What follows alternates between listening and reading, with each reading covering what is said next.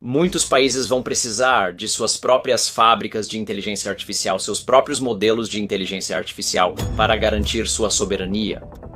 Isso exige uma quantidade enorme de energia e água, mas todos tentam descobrir como lucrar com isso. Kevin O'Donovan, evangelista de tecnologia e fundador da Um Pouco Disso e Daquilo. Como isso afetará a nossa sociedade? O que você pode fazer para reduzir esses riscos? Se um determinado país não tiver uma grande fábrica de inteligência artificial para seus próprios modelos de linguagem e para que suas próprias empresas possam usar, você pode acabar em um mundo daqui a 5 anos onde para ter acesso aos modelos mais recentes é preciso pagar para participar. E se você não tiver dinheiro, não consegue ser competitivo o suficiente. Esse é o tipo de mudança estratégica que está acontecendo. Todo país vai ter que, de certa forma, cuidar disso. Olá a todos, minha equipe e eu criamos conteúdos e histórias que informam, inspiram, empoderam e agregam valor a vocês. Se você ainda não fez isso, por favor, reserve um momento para verificar se está inscrito. É a forma mais fácil de apoiar nosso trabalho e acompanhar os lançamentos. Participe dessa jornada de aprendizado. Inscreva-se e acompanhe nossos lançamentos mais recentes.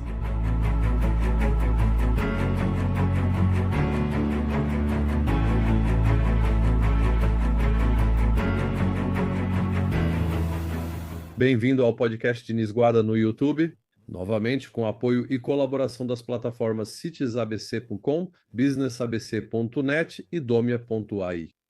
Estamos novamente aqui para apresentar líderes globais e pensadores que estão redefinindo nossa relação com tecnologia e negócios.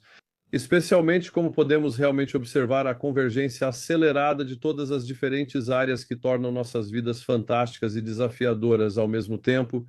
Estou animado para trazer hoje a nossa série Alguém com quem interajo e acompanho há muito tempo.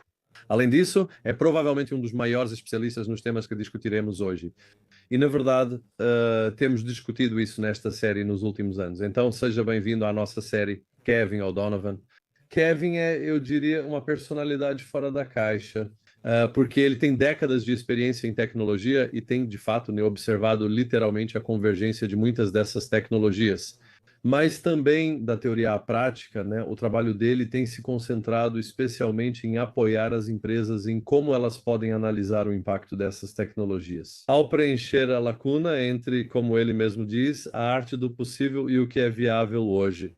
Mas ele também tem sido um defensor da tecnologia, buscando inovação e explorando muitas áreas em termos de descobertas. Ele também presta consultoria e apoio a grandes marcas globais.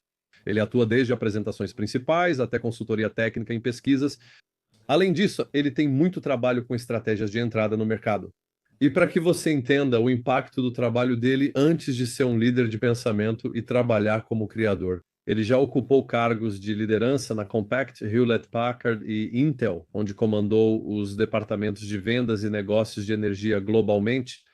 E na perspectiva dele, em relação ao trabalho atual, que eu acho que você pode encontrar em muitos desses perfis de mídia social que você pode ver abaixo, em qualquer canal em que você esteja nos ouvindo, eu diria que ele tem sido uma das personalidades mais cativantes, trabalhando em algumas das áreas de convergência, especialmente entre a indústria de energia, com foco em temas que são críticos para os nossos dias, como metaverso industrial, tecnologia de gêmeos digitais, inteligência artificial e a transição energética.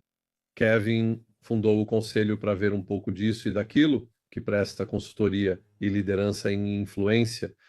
Muito bem, alguns destaques. Kevin O'Donovan é um líder de pensamento reconhecido, que foi reconhecido por grandes nomes como o Fincus 3 e o 60.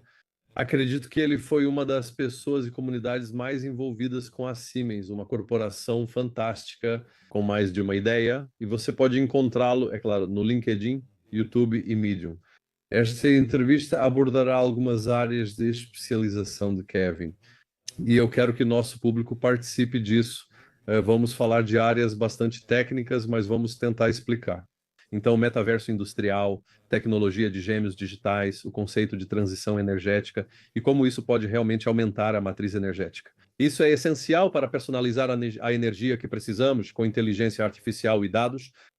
Então, eu poderia falar muito mais. Estou muito animado por ter aqui o Kevin nesta série e eu queria fazer isso há muito tempo. E Kevin, obrigado por vir. Estou ansioso para conversar com você. Não, Camira, Obrigado pelo convite. Estou feliz de estar aqui. Realmente, é um momento fascinante. A convergência tecnológica traz desafios e oportunidades, não é? É um momento interessante. Não, é realmente incrível. Então, Kevin, quero começar pelas bases, né? Eu sempre gosto de olhar para a base. Então, como alguém que esteve na indústria há um tempo, você vivenciou várias revoluções e mudanças. Quero começar pelo básico. Da Irlanda para o mundo, esqueci de dizer, mas você é um orgulhoso cavalheiro irlandês. Então, conte-nos um pouco sobre sua trajetória. E vamos dizer, se você pudesse voltar ao seu eu de 12 anos, o que você imaginaria estar fazendo? O que você está fazendo agora, onde você está fazendo e onde mais você está fazendo também? Meu eu de 12 anos diria: não tenho certeza se teria planejado acabar onde estou agora. Sou irlandês e cresci nos arredores de Bandon, em West Cork, Irlanda, nas décadas de 70 e 80. E como um garoto de 12 anos sabe, no mundo em que cresci, minha família tinha acabado de comprar um carro. Tínhamos uma televisão colorida com 2 canais de televisão. E o telefone era uma cabine telefônica comunitária na vila, e nós éramos a casa mais próxima da cabine. Então, se o telefone tocasse, você descia para atender e dizia: "Você pode subir a rua até a casa de um dos vizinhos e avisar que fulano está no telefone para eles?" Agora, eu acho que foi aí que meu interesse por tecnologia começou a aparecer. Meu irmão, na verdade, trouxe do Reino Unido um Atari 400 quando eu tinha uns 14 ou 15 anos. Então eu comecei a fuçar no computador e foi isso que provavelmente despertou meu interesse. Eu fiz engenharia eletrônica na Universidade de Limerick. Agora, para me situar no tempo, eu terminei a faculdade em 1990. E para te dar uma ideia de como era na Irlanda naquela época, nós fomos a primeira turma a se formar no curso de engenharia eletrônica. Mais da metade de nós conseguiu emprego na Irlanda, que naquela época tinha muitos irlandeses pelo mundo. Nós viajamos muito por vários motivos. Mas, resumindo a história, eu meio que peguei gosto. A paixão por eletrônica era meio que a coisa legal na época. Era uma indústria em crescimento. A computação ele estava começando a se decolar e eu gostava de construir coisas, né? E foi por esse caminho que eu segui. Então, meu histórico é difícil de acreditar para algumas pessoas, mas sim, sou engenheiro eletrônico com foco em software. Fantástico. Se você também considerar os marcos educacionais e de formação, isso é fundamental para mim, pessoalmente. Também gosto de saber isso com meus amigos e quem destaco nesta série. Quais seriam as áreas ou os marcos de formação educacional? Você citou seu irmão e educação em informática, mas isso pode ser só um detalhe e revelar uma área nova para você. E, claro, se você olhar para trás, todos esses anos, a Irlanda agora é uma potência tecnológica, mas provavelmente não era quando estávamos crescendo. E também, na verdade, agora as mudanças que estamos vendo no mundo não aconteceram apenas há 10, 20, 30, 40 anos. Um pouco de contexto sobre isso e o aspecto especial e educacional da formação. Eu suponho. O que ficou comigo, obviamente, foi passar pela escola primária, escola secundária, e depois fui para a Universidade de Limerick, e eu fui o primeiro da minha família a ir para a universidade. Como você falou, naquela época, ir para a universidade não era comum na Irlanda. Muitos que não eram, digamos assim, empregos e era agricultura, turismo, alguma manufatura. Mas só nos anos 90 realmente decolou, quando grandes fábricas de tecnologia vieram para a Irlanda. Acho que o que ficou comigo seria Ed Walsh, foi quem fundou a Universidade de Limerick. Era um National Institute for Higher Education, virou a Universidade de Limerick enquanto eu estava lá. O objetivo era oferecer formação ampla, torná-las flexíveis. Achei fascinante enquanto seguia minha trajetória universitária e eu fiz um estágio prático em um instituto Fraunhofer, perto de Erlangen, em Nuremberg, há muito tempo, em um verão. Achei fascinante que os outros estudantes com quem eu trabalhava eram muito especializados. E o que eu percebi foi que na Universidade de Limerick a gente recebia uma base ampla em vários assuntos, para nos preparar para sermos capazes de nos adaptar a todo tipo de trabalho quando saíssemos da faculdade. E também tínhamos educação cooperativa. Trabalhei cerca de 9 meses na Analog Devices durante a faculdade. Era basicamente um treinamento vocacional. Você pode ver como é trabalhar na vida real, em uma fábrica ou na manufatura. Agora é alta tecnologia, a fábrica de dispositivos analógicos em Limerick. Mas acho que o que ficou comigo foi que eu não sei o que eu não sei. E você sempre tem que se adaptar, porque se você se tornar indispensável em um tema, pode acabar dispensável, pois só cava um buraco para si mesmo. Então você sempre precisa se adaptar. Adaptar-se é essencial, ainda mais diante do que vivemos hoje. Então, você começou sua carreira trabalhando com grandes corporações e você teve cargos em marketing empresarial, trabalhando com algumas das maiores empresas de tecnologia, incluindo a Intel, onde estivemos por 13 anos, o que é um grande marco. Mas você também trabalhou com a Hewlett-Packard e em várias outras corporações. Então, conte-nos um pouco sobre esse histórico. Em 13 anos, muita coisa mudou, especialmente ao estar tanto tempo em uma empresa. Então, algumas dessas posições, você tem todo esse tipo de personalidade formada para ser a pessoa que você é agora e também para fazer de você o pensador que é. Uma vantagem do seu conhecimento é que você não é só alguém que aparece falando no YouTube. Você tem experiência com grandes corporações e temos muitas dessas pessoas. Sou um deles, mas acho que nós dois, especialmente você, temos mais experiência. Claro, liderar grandes corporações não é uma tarefa pequena. Tanto como diretor de vendas, por exemplo, no caso da Intel, você é diretor mundial de vendas. E nesse caso, você começa com outras posições diferentes. Quero destacar isso, especialmente para quem nos ouve, pois esse tipo de papel, como você mencionou, encerrou a última pergunta. Neste momento, falar sobre mudança e a capacidade de se adaptar é um elemento fundamental. E agora está ainda mais rápido do que quando tivemos aquelas experiências anteriores. Vamos falar sobre o mundo de hoje. Mas sim, estou na indústria de tecnologia da informação há mais de 30 anos. Nunca vi o ritmo de mudanças que temos agora, nem tantas oportunidades e desafios. Mas acho que se eu voltar no tempo, saí da faculdade em 1990 e consegui emprego numa pequena empresa de software do Reino Unido. Eles estavam abrindo um escritório em Dublin chamado Third Wave. Trabalhávamos com software bancário. Eu era engenheiro de software eletrônico, sabia Basic, Assembly e C. Logo nos ensinaram Common Business Oriented Language, pois fazíamos muito software bancário. E Common Business Oriented Language era tipo, uau, isso existe mesmo. Isso foi nos anos 90. Resumindo, eu me tornei client-server, era meio que a novidade da época, e a Third Wave estava lançando produtos baseados em client-server. Então, lá no IBM Sistema Operacional 2, e estávamos migrando dos mainframes para os PCs. Eu era o responsável pela camada de banco de dados e comunicações.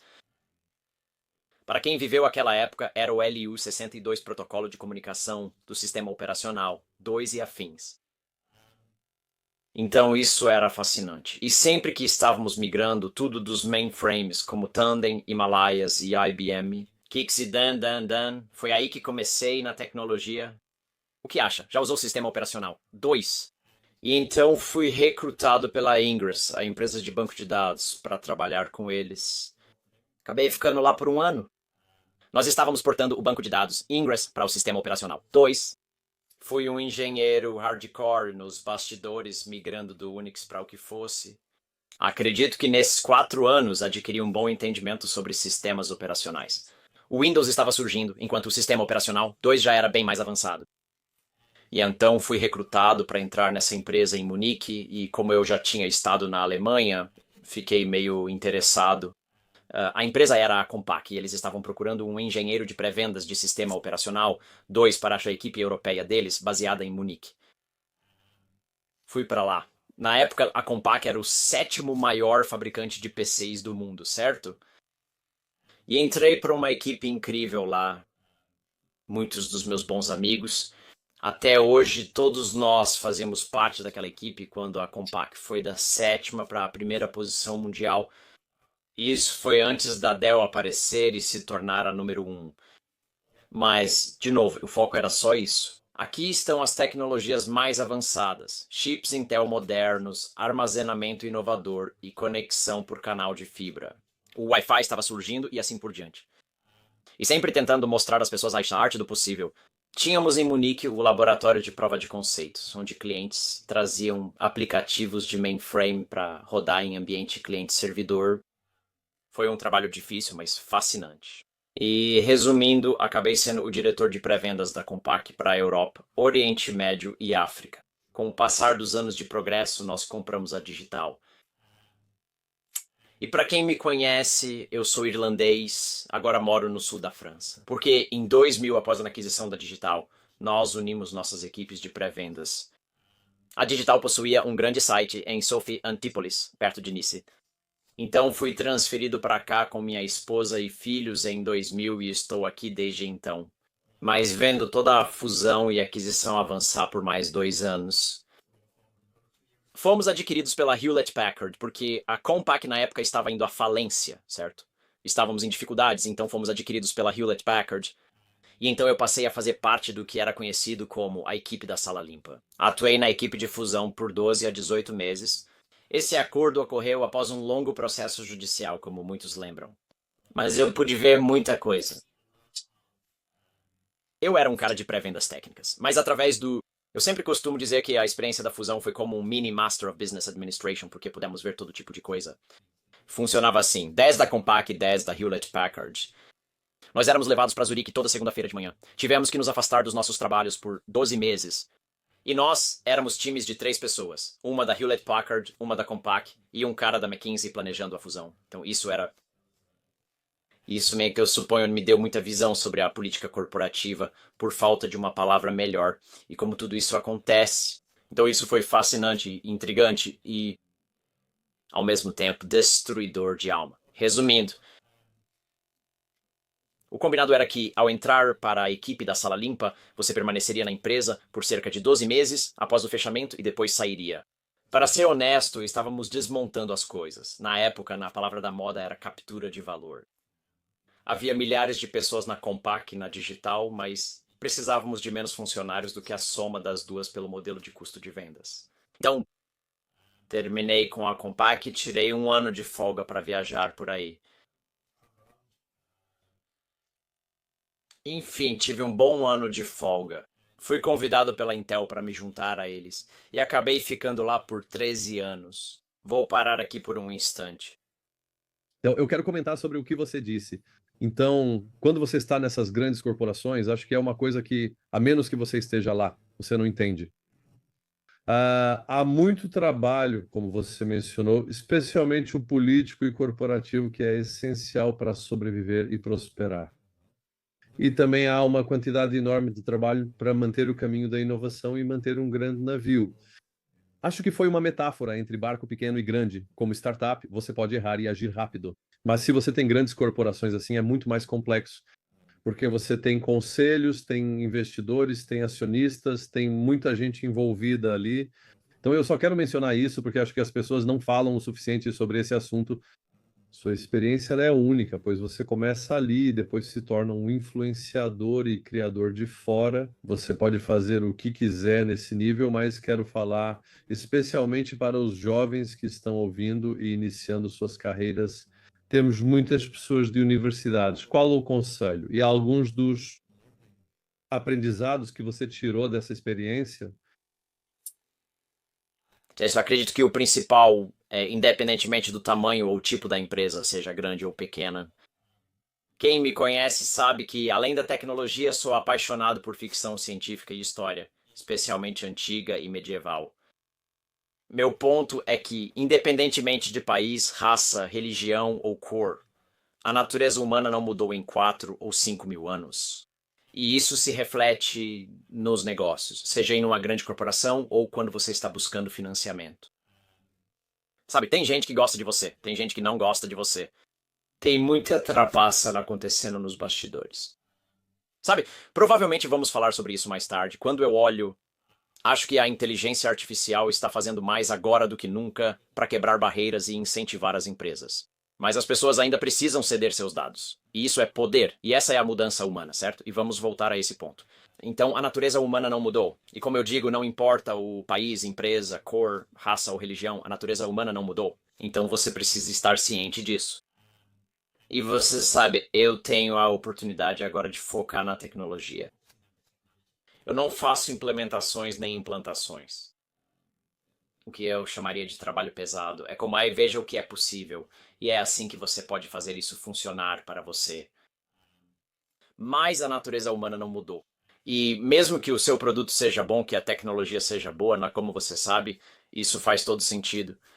Se você não entender a dinâmica de poder e as brincadeiras e jogos que acontecem nos bastidores, vai ser uma tarefa muito, muito difícil. E nós sempre tentamos mudar isso, mas às vezes não é tão fácil assim mudar, né? Cultura corporativa é como um petroleiro. Mudar é muito difícil. Já vi isso até em pequenas startups.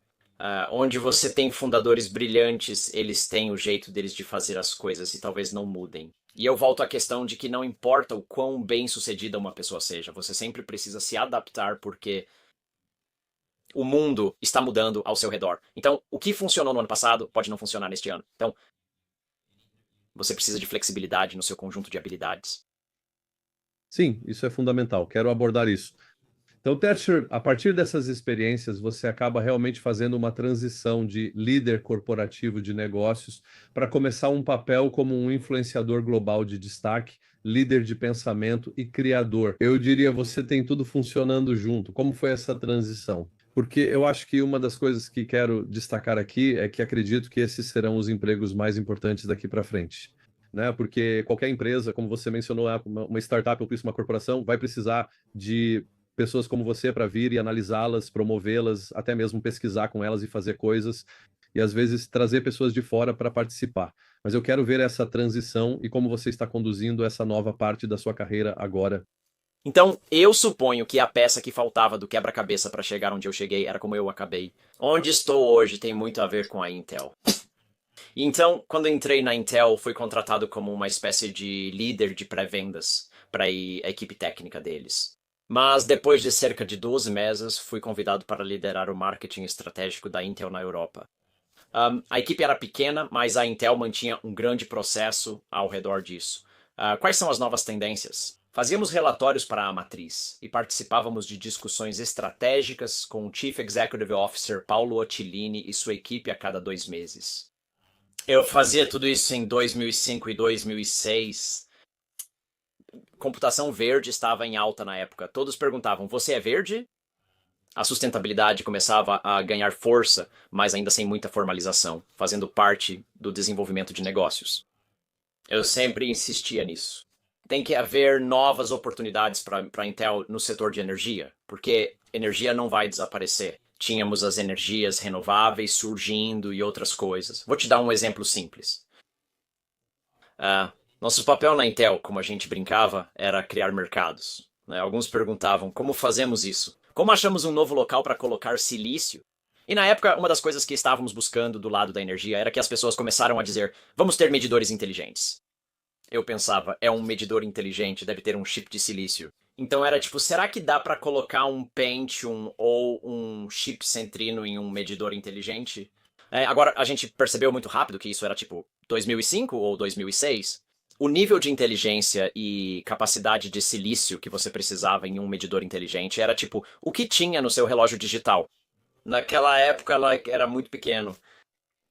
Mas o que percebemos depois foi que, bem, se alguém instalasse cerca de 1000 medidores inteligentes, alguém comprava um servidor no data center para processar os dados.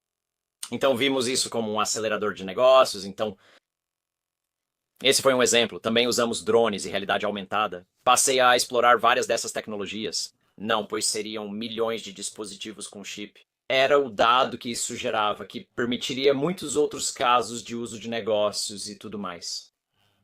Resumindo, começamos na Intel. Isso foi há muito tempo.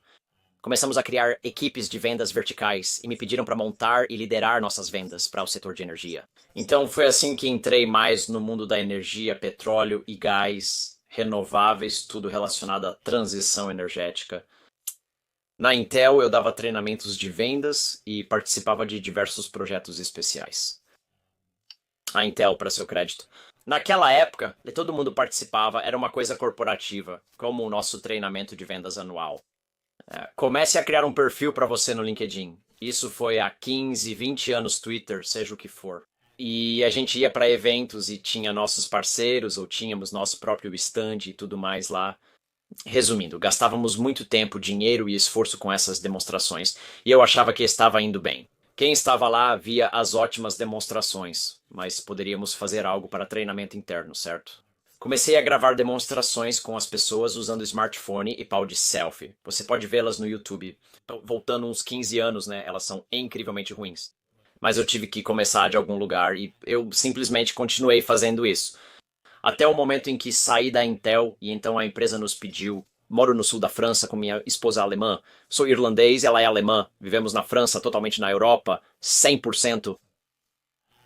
A Intel nos pediu para voltar para Munique e eu estava chegando perto do meu aniversário de 50 anos. Eu sempre trabalhei no mundo corporativo e gostava disso. Eu era visto como apolítico, mas gostava daquela correria e agitação. E eu disse, quer saber, vamos ficar aqui. E eu fui embora. A Intel tirou cerca de 6, 9 meses de folga e eu montei minha própria empresa aqui. Foi assim que entrei nesse universo. Não gosto muito da palavra influenciador, pois tem muitos significados. Quando eu estava na Intel, entre 2008 e 2010, nossa equipe de vendas era chamada de vendas de influenciadores, já que a Intel usava um modelo push-pull. Você tinha as pessoas que fabricavam os chips. Nós vendíamos esses chips para as pessoas que montavam os computadores, os OEMs, os ODMs e assim por diante. Mas você precisava criar demanda no mercado com clientes como empresas de petróleo e gás. As empresas não compravam chips da Intel, mas soluções de outras que recorriam a Dell ou IBM para o hardware. Então, nosso trabalho era fazer com que eles percebessem isso. Você entende? Se você tiver esse chip de gerenciamento no seu PC industrial que vai para turbinas eólicas, você pode atualizar o firmware remotamente. Não precisa enviar alguém de helicóptero, assim você economiza dinheiro. É possível usar um drone para inspecionar a torre de queima de uma refinaria. Você não precisa desligar a refinaria para mandar um cara subir no andame. Isso economiza dinheiro para você. Então, muita coisa que eu aprendi foi que não se trata só de quão legal é a tecnologia, mas sim de como transformar isso em ganho tangível e vender para as pessoas. E se me permite, acho que posso te dar outro exemplo. Naquela época, isso estava apenas começando quando eu estava na então Compaq e Hewlett-Packard, mas obviamente depois com a Intel tivemos um grande impulso em nuvem. Eu viajava pela Europa, Oriente Médio e África dizendo que a nuvem seria a próxima grande novidade. E muitas pessoas que me conhecem até hoje diziam algo como: Kev, nuvem só por cima do meu cadáver. Nós nunca vamos para a nuvem. Acho isso relevante para a inteligência artificial e silos de dados. E então, porque antigamente o diretor de tecnologia da informação, o cara nas grandes empresas, tinha seu próprio data center e ele tinha um orçamento de CAPEX e um orçamento de OPEX. E isso dava a ele muito poder na mesa de decisões. Chegávamos dizendo, vou te falar, você vai pegar seu data center e voltar atrás. Naquele dia você venderia isso para um Cap, Jim, eu ou outro conhecido naquele esquema compartilhado. Ou você começaria a olhar para os novatos do mercado, que eram a AWS, o Google, nos data centers da IBM e tal. Muitos me contavam isso tomando cerveja, Kev. Tipo, se a gente fizer isso, então meu orçamento vai ser 1/3 do que é hoje. Meu número de funcionários caiu, pois todos foram embora. Eu não tenho o mesmo nível de influência na mesa de decisões quando as decisões estão sendo tomadas. Isso retorna à questão da natureza humana. Depois, conversamos com diretores de tecnologia da informação que diziam: isso não é bom para mim politicamente. Então, o que fizemos foi uma campanha inteira com vários fabricantes e tudo mais, conversando com o diretor financeiro para explicar a eles quanto dinheiro eles economizariam. Eles consideraram a ideia brilhante e isso acelerou a implantação da nuvem, apesar das preocupações de alguns diretores de tecnologia da informação, já que o fator humano foi retirado da equação. Isso faz sentido? Adoro, é incrível. Como todas essas coisas funcionam juntas. Tenho experiência parecida em áreas bem diferentes, mas acredito que isso seja algo que a maioria das escolas e sistemas educacionais não nos prepara. Quero falar sobre isso, pois é fundamental. Como você disse, então, em parte dentro da organização em que você estava, você começou a construir esse componente de pesquisa que se tornou o trabalho e a posição. Então, eu quero abordar isso. Você mencionou marketing empresarial e pesquisa. Se você observar vendas, marketing e criação de vínculos com influenciadores, estão cada vez mais integrados, especialmente nas grandes organizações que sabem fazer isso. Sim, é complexo porque a maioria das pessoas de vendas hoje são especialistas.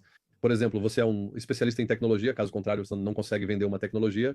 Não basta mais vender, é preciso conhecer o produto que está sempre mudando E aí, claro, né, tem a questão de como você alcança as pessoas, como você alcança os departamentos, como você alcança os CFOs, como você alcança os CTOs, como você alcança os CEOs, que é em parte o trabalho que você está fazendo agora. Quero falar sobre isso, pois é um tema que surge ao tratar da economia criativa. Como você disse, o contexto do influenciador é algo que é influenciador, que é criado, né? Isso é liderança de pensamento. E existe, eu diria, pesquisador da indústria, vamos colocar dessa forma. Tudo isso junto. Até um influenciador de moda precisa conhecer o tema sobre o qual fala. Nesse caso, né, é um pouco mais sensível e mais. Porque, claro, se você está olhando para produtos que custam milhões de dólares, você definitivamente precisa saber do que está falando e você precisa explicar muito bem. Então, eu quero abordar isso e também, na segunda camada da pergunta, como conseguimos ganhar força para uma grande posição, tenho certeza. Bem pago para se tornar independente e lançar sua carreira corporativa ou sua carreira como influenciador e líder de pensamento. Ordem off. Tem muito a analisar nisso. Suponha, deixe-me colocar desta forma. E eu vou voltar a isso. Sair da grande corporação e trabalhar por conta própria foi, sinceramente, um choque cultural, tanto positivo quanto negativo. Vou retomar esse assunto. Roy conseguiu. Provavelmente vamos falar sobre isso mais tarde, quando estivermos falando sobre tendências digitais no metaverso industrial. E, no entanto, temos todos esses termos para coisas, conceitos, produtos. E se você olhar para influenciador, líder de pensamento, pesquisador, sabe, qualquer um, vamos ter uma longa lista.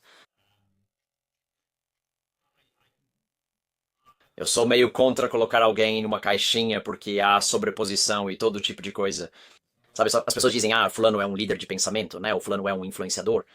Sabe, se você é o chefe de uma grande corporação, se você é Elon Musk ou Roland Bush, ou seja lá quem for, você é um influenciador, certo?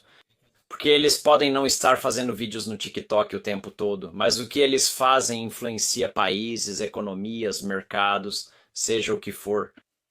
Dizer que eles são influenciadores. Você tem alguém comentando a última novidade do esporte, que também é influenciador. Fico pensando, é difícil colocar essas pessoas na mesma categoria. Tudo se resume ao contexto de negócios. E tudo que faço está ligado à tecnologia e ao mercado B2B. E acho que você consegue muita coisa. Já falei antes, não gosto do termo influenciador, me considero mais um evangelista de tecnologia. Resumindo a história, acho que muita coisa se resume à natureza humana. As pessoas confiam em alguém. Bem, ou você confia ou não confia, né? Ou algo assim. Mesmo confiando em você, na pessoa, na sua opinião e ponto de vista, elas podem discordar de você. Elas pensam que você é autêntico e não esconde nada. Quaisquer que sejam as conotações ocultas por trás disso e qualquer coisa assim, então elas confiam em você. Pode se chamar como quiser. E sabe, eu suponho que é a vantagem que eu tenho de ser independente. Você citou alguns dos meus trabalhos de consultoria. Eu faço alguns trabalhos com, tipo, a minha maior limitação é o meu tempo, certo? Porque eu só posso fazer um número limitado de coisas. Minha empresa é uma Société par Action Simplifiée Unipersonnelle na França, empresa limitada com um funcionário. Eu. Resumindo a história, fiz o papel de advogado do diabo. Quero dizer que uma empresa, sob non-disclosure agreement ou em segredo, age assim. Aqui está nosso plano de entrada no mercado, aqui está nossa estratégia de vendas, aqui está para onde estamos indo. Destrua tudo em segredo, não é um post de blog, nada disso. E por causa de muito do trabalho, eu costumava fazer treinamentos de competitividade na Intel, a gente fazia sobre a AMD e todos os outros concorrentes e tudo mais. E a gente fazia simulações, isso, aquilo e outras coisas. Passei boa parte do meu tempo conversando com pessoas da indústria, tentando vender algo para elas. Então eu sei todas as perguntas difíceis que eles podem fazer para acabar com um vendedor. Algumas dessas perguntas nunca têm resposta, não é? Eles só estão sendo teimosos e tentando não mudar. Muitas vezes atuo como advogado do diabo nas empresas. E então, para ser bem honesto, como eu não sou funcionário lá, eu realmente não preciso me preocupar em ferir o ego de ninguém ou ser politicamente incorreto. Não, obviamente não quero dizer isso de uma forma ruim, mas é só que eu dou às pessoas a minha opinião honesta e digo, olha, aqui está a minha perspectiva de fora e eu sou independente. Quem me conhece sabe que é algo que eu não faço. Eu não me envolvo com nada relacionado a vendas, comissão, indicação de vendas ou qualquer coisa assim, porque para mim isso acaba totalmente com a minha independência. Não, eu apresento pessoas porque vou a muitos eventos, conheço muita gente, aperto mãos, beijo bebês, então eu apresento pessoas. Mas eu acho que isso volta para. Se as pessoas confiam em você, lembre-se do ditado: confiança leva tempo para construir, mas pode ser perdida rapidamente. Hoje em dia, as pessoas buscam outras pessoas e todos temos aquelas em quem confiamos. E se você conseguir construir isso para si mesmo e for flexível o suficiente para saber que você não é o presente de Deus em tudo ou em certas coisas, eu acho que isso só nos ajuda no mundo de hoje a ser. E anos atrás era como um conselheiro de confiança. Eles podem não concordar com você, mas pelo menos vão valorizar a sua opinião, se isso faz sentido.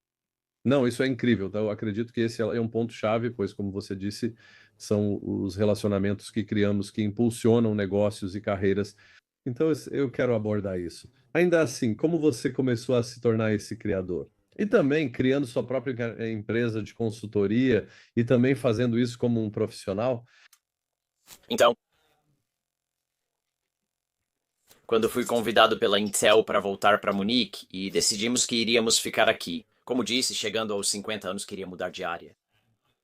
Não me surpreendi quando disseram que eu perderia o emprego na semana seguinte. Tive 6, 9 ou 12 meses para me planejar sobre isso. E você perguntou, financeiramente e tudo mais? Olha, eu trabalhei na França por 13 anos. Se você está na França e é demitido, isso é bom. Não é um país ruim para isso, com indenização e tudo, certo? Então eu tive o benefício de uma reserva financeira. Então eu disse que iria sair e que eu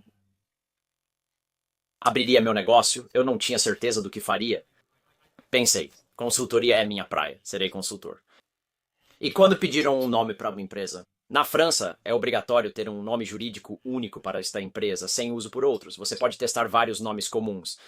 Ao sair da Intel, me perguntaram o que eu faria. Respondi que não sabia, talvez um pouco de tudo. Foi assim que surgiu o nome da minha empresa, juntando um pouco de cada coisa com a ajuda dos meus advogados. Quando eu estava montando pela empresa, disseram que eu não podia chamá-la assim. E eu disse, claro que pode. Não há limite ou restrição de idioma na França e o nome não estava registrado. Por isso eu escolhi esse nome para minha empresa. Um pouco disso e daquilo. E uma coisa que eu diria para as pessoas, se você está mudando de função, seja planejado ou não, é que você precisa continuar visível. Assuma o controle do seu destino. Eu estava finalizando meu tempo na Intel, cumprindo aviso prévio e licença. Tinha de um paraquedas financeiro, mas eu disse, não vou desaparecer. Vou continuar indo a eventos no meu próprio tempo e vou continuar fazendo vídeos. E vou continuar fazendo as pessoas saberem que ainda estou lá e que estou fazendo coisas. Então eu sempre digo para as pessoas quando elas falam, estou saindo de uma empresa por algum motivo, eu digo, não desapareça. Se você está fora de vista e da mente das pessoas, não importa quem seja ou sua rede de contatos. E muitas pessoas têm redes internas brilhantes nas empresas, mas não são tão conhecidas fora delas. E não estou falando sobre ser um influenciador, defensor ou essas coisas, mas as pessoas simplesmente não sabem o que você faz porque você não conta para ninguém. Todos ao seu redor sabem disso, mas se você sai da empresa ou rede, fica fora de vista e mente. Então, eu realmente acredito em simplesmente continuar. Então, eu continuei. Eu continuei indo a eventos e tudo mais, e então as empresas começaram a vir até mim dizendo, gostamos do que você faz. Você pode fazer isso pra gente? E claro, aí eu transformei isso em um serviço pago, certo? E muito do meu trabalho nos últimos 8 anos defendo causas, por isso estou sempre nos eventos. Então, eu estarei na turnê Beyond Borders do Yokogawa na próxima semana. Na semana seguinte, estarei no EDPEC, a maior conferência de petróleo e gás em Abu Dhabi. Na semana depois dessa, estarei no Web Summit. Na semana seguinte, estarei no Inlet Europe, a grande conferência de utilidades em Bilbao. E na semana depois dessa, estarei no SPS em Nuremberg. Então, lá se vai novembro, então estou por aí fazendo o que eu faço. E porque assim eu consigo ver e conhecer a galera legal e ver o que todo mundo está fazendo. Isso me ajuda e que vai entender a arte do possível hoje. E pelo menos 50% do meu papel hoje é isso. O outro é o trabalho de consultoria, como workshops. Venha nos explicar o que está acontecendo com gêmeos digitais. O que é o metaverso industrial? As pessoas me pedem, Kev, pode ser o advogado do diabo e analisar nossa estratégia em privado? Sou um explorador de tecnologia para as pessoas. Então as pessoas dizem, olha, não podemos ir a todos esses eventos, mas você pode ficar de olho nisso, nisso e naquilo. E isso acaba sendo um serviço. Como observo o que as pessoas fazem, posso relatar bem, veja o que anunciaram e o que percebo. E, claro, faço meus próprios comentários, certo?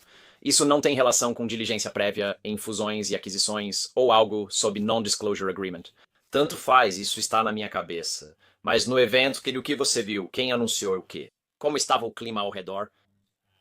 E só fazendo as pessoas perceberem que, tipo, galera, vocês precisam ficar de olho. Se você está nessa empresa ou nesse negócio, tipo, a gente fala sobre computação quântica, talvez, tipo, todo mundo está falando sobre inteligência artificial e seja lá o que for, a quântica está chegando. Não vai estar aqui amanhã de manhã. Mas, tipo, esse é o tipo de coisa que as pessoas, em um nível estratégico, precisam ficar de olho. Só manter a atenção nisso. Há muita coisa para acontecendo que não dá para ignorar, senão acabaremos em uma emergência. Isso faz sentido?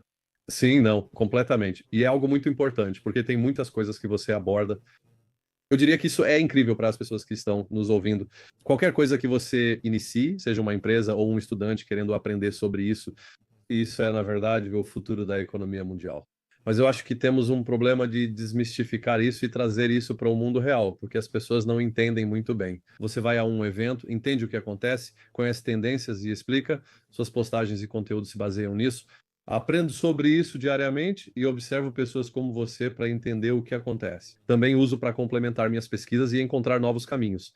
Quero ir direto ao ponto, pois você aborda muitos temas diferentes. Vou abordar 3 partes disso. Primeiro, a primeira parte, as 4 áreas de pesquisa onde isso ocorre. Mencionamos no início: metaverso industrial, gêmeos digitais, transição energética com inteligência artificial e dados. Vamos por partes. Comecemos pelo metaverso industrial, já que você é a especialista global nessa área, mas também eu acho que muitas pessoas que estão nos ouvindo provavelmente ainda têm dificuldade para entender isso. Comece definindo o metaverso industrial e explique como isso se aplica a diferentes áreas. Seu trabalho com a Siemens e outras corporações no setor de energia dos Estados Unidos da América envolve muitas áreas, um de cada vez. Então, começando por esse. Então, sempre fui fã, como eu digo, de novas tecnologias. Tenho trabalhado com realidade virtual XR, NR e afins no meu escritório há anos.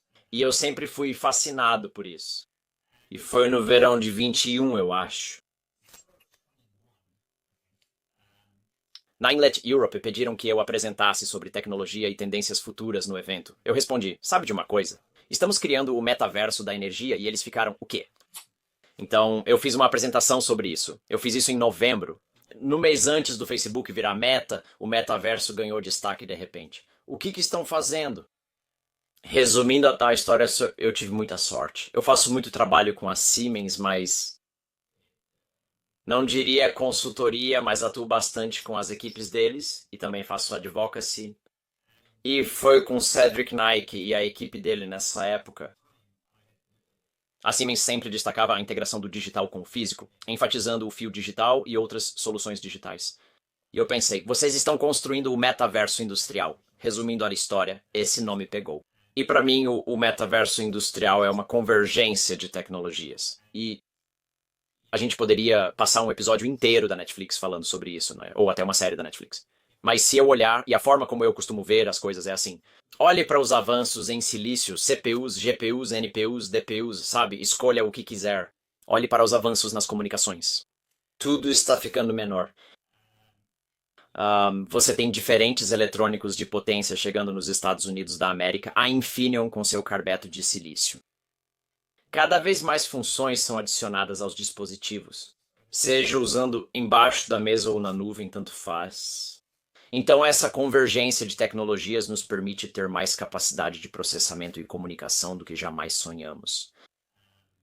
Sabe, eu comandava os laboratórios de prova de conceito da Compaq e depois da Hewlett-Packard nós tínhamos laboratórios de vários milhões de dólares onde trazíamos os clientes. Hoje meu celular tem mais poder de computação do que tínhamos em 2000 quando usávamos hacks cheios desses equipamentos. Então é incrível ver de onde viemos. Então o metaverso industrial, para mim, é a capacidade de digitalizar sua fábrica, toda a sua cadeia de suprimentos. Agora, algumas pessoas vão dizer, metaverso tem uma má reputação, é coisa do Facebook e tal. O meu ponto é que se trata das capacidades, trata-se de gêmeos digitais, fio digital, simular tudo, dados em tempo real sendo usados na simulação.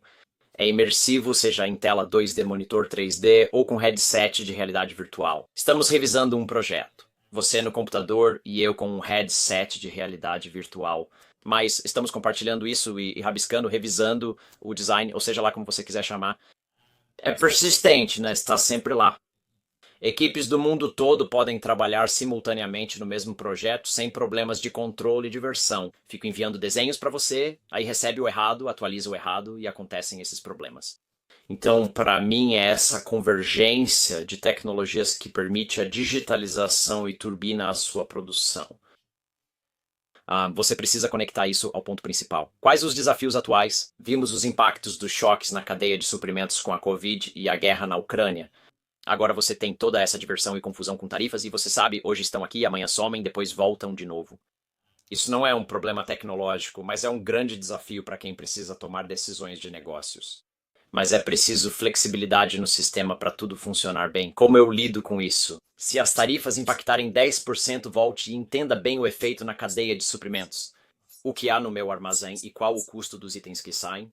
Então, a menos que tudo esteja conectado nesse enorme ecossistema digital, e eu não acredito que estejamos falando sobre o metaverso industrial. Não é um novo produto, não é um novo data lake ou data swamp, ou seja lá o que for, porque agora temos APIs, porque agora temos todos os padrões de interoperabilidade. Eles não são todos perfeitos, mas estamos avançando muito mais. Desculpa, estamos tendo menos padrões e eles são melhores. A capacidade de, em tempo real, conseguir analisar se esse pedido vier desse cliente. Posso simular isso? Podemos? Ou isso trará impactos na manutenção produtiva? E podemos rodar outro turno ou algo vai quebrar? O vendedor pode simular na fábrica e confirmar. Sim, aceitamos o pedido. Assim você pode tomar decisões de negócios melhores. Para mim, é o metaverso industrial. Fala-se em indústria 4.0 e agora em indústria 5.0, ambas ligadas à digitalização. Mas com seres humanos envolvidos. Falamos sobre fábricas virtuais, falamos sobre fábricas inteligentes. Você pode escolher seu termo da moda. Eu, pessoalmente, acredito que metaverso industrial é o termo que acho mais adequado, porque também traz a questão da economia. E seja tokenizando seu gêmeo digital, e se eu te der isso, você me dá aquilo. E você sabe, existe toda uma economia diferente construída em torno dessas plataformas, certo? E a forma como trabalhamos, especialmente agora com inteligência artificial, modelos e tudo mais. Para mim, o metaverso industrial é basicamente a digitalização das indústrias turbinada. E onde eu meio que vi isso primeiro, é como se fosse digital em primeiro lugar. Tive a ideia do metaverso de energia enquanto trabalhava com algumas empresas. Eles planejavam construir fábricas de baterias, uma usina eólica e uma estação de transmissão offshore. Não havia legado. Agora é mais fácil sem legado. Você projeta tudo digitalmente desde o início, simula tudo ao máximo. E não estou falando só de algo bonitinho, sabe? Aqueles vídeos de sobrevoo para investidores. Você escreve o software que vai rodar nas turbinas e simula como elas vão funcionar. E você escreve o software e simula tudo junto, como vai configurar a linha de produção com as esteiras e os robôs. Agora você tem inteligência artificial física e etc. Tudo é feito antes de cavarem um buraco no chão. Para mim, a transição energética está ligada a novas construções e é fundamental nesse contexto. E isso era o metaverso industrial acontecendo bem diante dos nossos olhos. Não é tão simples, mas se você voltar no tempo e afirmar que já existe uma fábrica com ativos energéticos, tudo relacionado a refinarias, campos de petróleo e gás já existe. Digitalizar tudo é difícil devido aos muitos sistemas legados. Você nem pode começar do zero. E se você estivesse começando do zero, uma das coisas que eu exigiria das empresas é que desde o dia em que você pensa em um projeto até o momento em que ele é desativado, você tem que pensar nas convenções de nomenclatura e no esquema para isso. Porque hoje o que nos prejudica é que cada um usa condições de nomenclatura diferentes, etiquetas de ativos diferentes e tudo mais. Então você acaba com todos esses silos de informação. Acredito que com a mesma nomenclatura, você unifica o namespace com novas especificações. Você tem o OpenUSD da NVIDIA e muitos outros. E por aí vai. Acredito que o metaverso industrial é inevitável. como queira chamar, digitalização 60 ou outro nome, é para onde estamos indo. Faz sentido?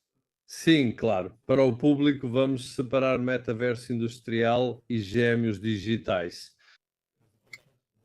Então, eu acho que, claro, a gente poderia fazer um podcast inteiro só sobre esse assunto.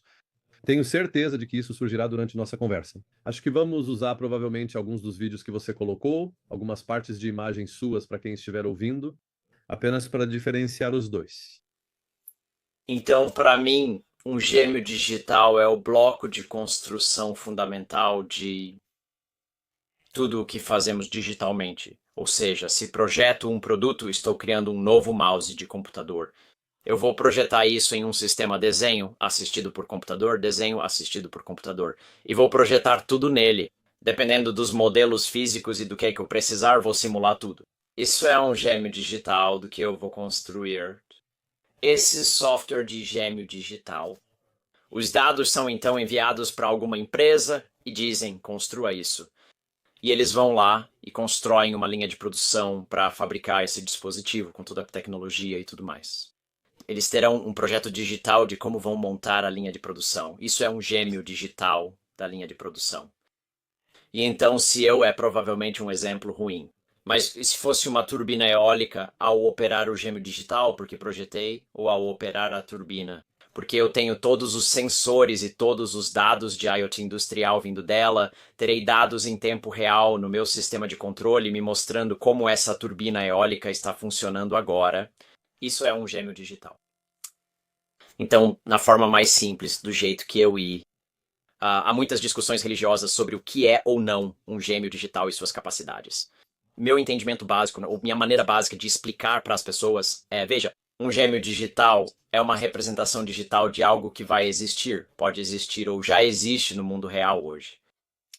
Um sistema SAP pode ser considerado um gêmeo digital. Não é gráfico sem desrespeito ao pessoal da SAP ou a um banco Oracle, mas isso é um gêmeo digital para o metaverso industrial e para onde estamos indo. E, novamente, qualquer palavra que você queira usar para onde estamos indo, todos esses silos precisam começar a trabalhar juntos. E não pode ser que eu esteja usando convenções de nomenclatura diferentes e depois tenha que fazer toda essa camada de tradução entre elas, e isso custa dinheiro. Isso é muito complexo. Então, se você começa e tem as mesmas convenções de nomenclatura entre os diferentes silos, a inteligência artificial agora está forçando as empresas a quebrar esses silos. Só posso treinar minha inteligência artificial dando todos os dados possíveis, assim todos ganham. E então eu começo a ouvir, você ouve muitas pessoas falando sobre o fio digital. Não é que eu pegue todos os gêmeos digitais que eu tenho e crie outro grande gêmeo digital, copio todos os dados, pois assim você lida com replicação, armazenamento e várias complicações. Mas se eu conseguir de alguma forma puxar os dados de cada um dos silos relevantes através de APIs, quando eu precisar, porque a visão que o cara que administra a fábrica precisa é muito diferente da que o Chief Financial Officer, responsável pela cadeia de suprimentos, precisa. Se eu puder puxar da mesma versão da verdade, isso resume o que o metaverso industrial significa para mim. Você também pode aplicar isso à sua cadeia de suprimentos. Estive na Exposição Mundial de Máquinas Ferramenta em Nuremberg, em Hanover, algumas semanas atrás, encontrei uma pequena empresa. Eles tinham um gêmeo digital. Gemineers era o nome deles. O que faziam era, por exemplo, fabricar as lâminas para uma turbina que vai em um motor de aeronave. Elas são feitas em uma máquina de fresagem comando numérico computadorizado, essas coisas incríveis, manufatura aditiva de engenharia e impressão 3D em metal. E então isso. Todas essas máquinas funcionam assim. Alguém envia um projeto, a peça entra, gira e corta o material. Tudo é medido em tempo real até o nível de micron enquanto a máquina opera, garantindo as especificações. Eles pegam todos esses dados e têm um gêmeo digital daquela peça exata que podem enviar para o cliente. E então eu posso construir isso. Eu posso dizer, bem, eu tenho 15 dessas ou 50 dessas coisas no meu vento, no meu motor, eu posso construir todas elas, juntas. Eu recebo um gêmeo digital de como ele saiu da fábrica em um nível de detalhe. Então, gêmeos digitais são blocos de construção fundamentais. Agora, eu tenho um post no blog por aí. Na indústria dizem, meu gêmeo digital é melhor que o seu. Você pode discutir isso por muito tempo, mas tudo depende do que você quer fazer. Agora, para quem se interessa por gêmeos digitais ou quer entender melhor, eu recomendaria o que o consórcio de gêmeos digitais está fazendo. Eles têm, em vez de um nível de maturidade, uma tabela periódica de características de gêmeos digitais. Uma das coisas que faço com muitas empresas enlouquece algumas pessoas, mas eu entro em uma reunião e eles estão falando sobre gêmeos digitais e eu paro tudo e começo a distribuir post-its. Se estivermos online, vou direto ao mensageiro agora. Anote o que você quer dizer com gêmeo digital e o que você quer que ele faça.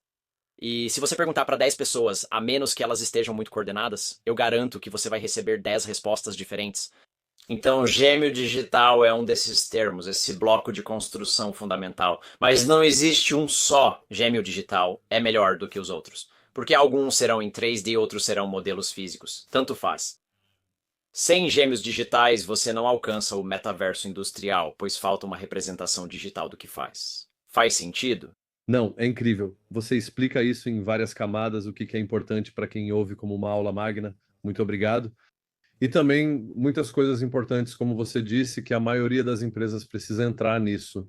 Acho que, por exemplo, isso vale para qualquer indústria, mas desde governos até cidades, construção e, claro, infraestrutura e assim por diante.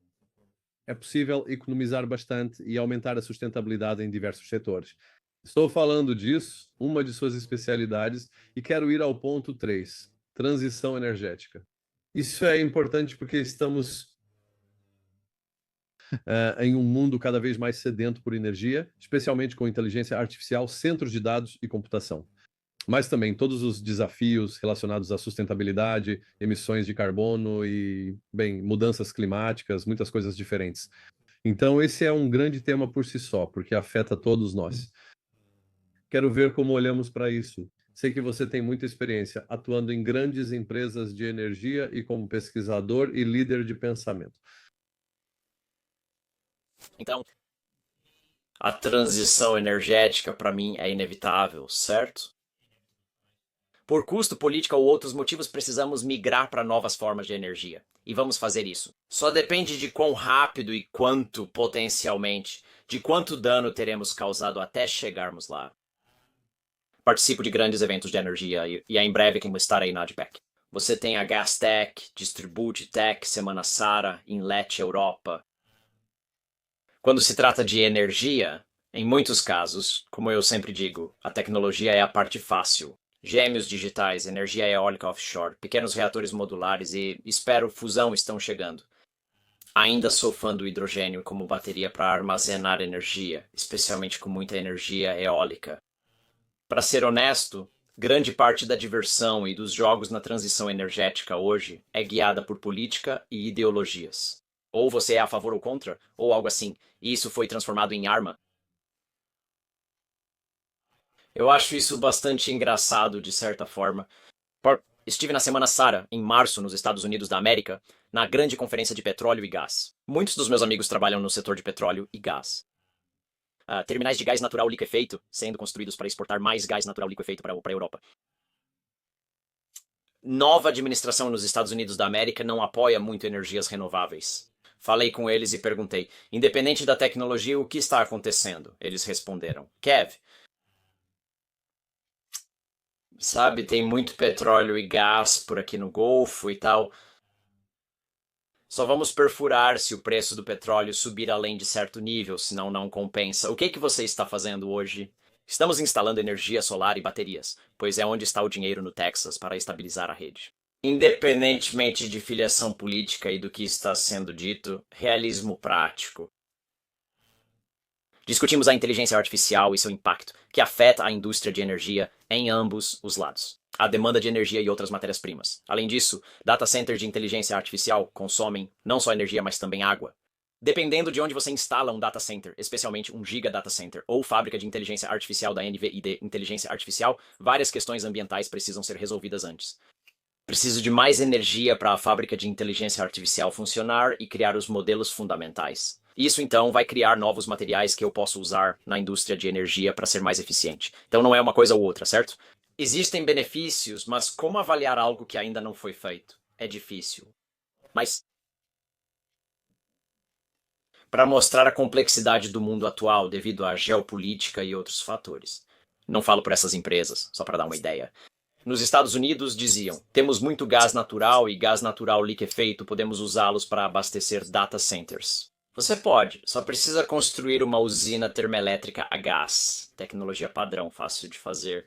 Blá blá blá. Precisa de uma turbina agora a gás? Você vai até os fornecedores de turbinas a gás hoje e diz que precisa de uma nova turbina a gás. Eles dizem: ótimo, vou te colocar na lista. Para 2031, porque estamos cheios, a General Electric Vernova. Acredito que vamos abrir uma nova usina ou nova fábrica nos Estados Unidos da América em abril para construir mais turbinas a gás. E por causa de toda a questão geopolítica, instabilidade, tarifas e cancelamentos fizeram eles suspenderem o projeto.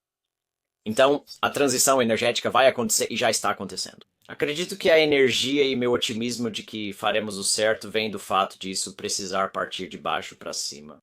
São pessoas instalando painéis solares no telhado, comprando veículos elétricos e baterias para aumentar a resiliência à rede elétrica.